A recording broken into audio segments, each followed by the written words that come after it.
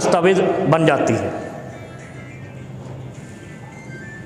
हम आइन रौन देते हैं और कहते हैं हम पाकिस्तानी हैं। जिसको तुमने जेल में डाला है वो एंटी स्टेटस है।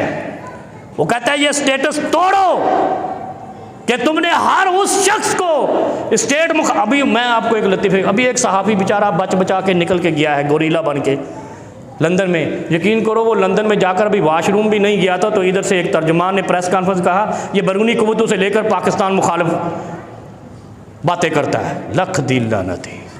अब ये बेचारा पहुंचा नहीं है तो तुमने बैरूनी कुव्वतों का इल्ज़ाम लगा दिया।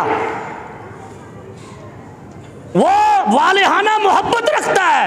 वो अगर तनकीद करता है तो वो कहता है इस्लाह करो।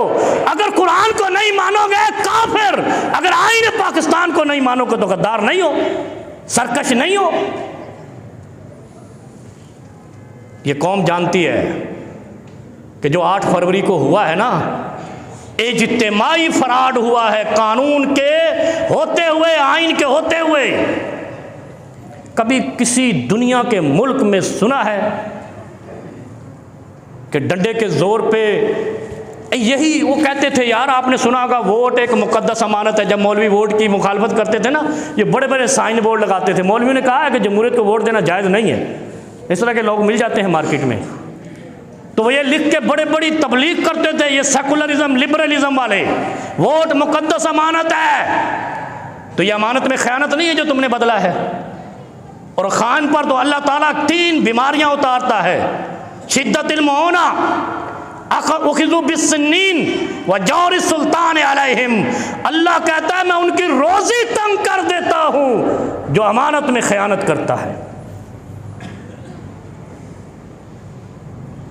पुत्रो, ये पाकिस्तान है। यहाँ हर बंदा जो सच की आवाज़ लगाएगा उसको एक जमात उठ के कहेगी एंटी स्टेट है। जबकि वो स्टेट, अगर कोई कहता झूठ मत बोलो, खयानत मत करो, मेरी अमानत को मत चुराओ, तो एंटी स्टेट कैसे हो गया? क्या तुमने मचा रखी है?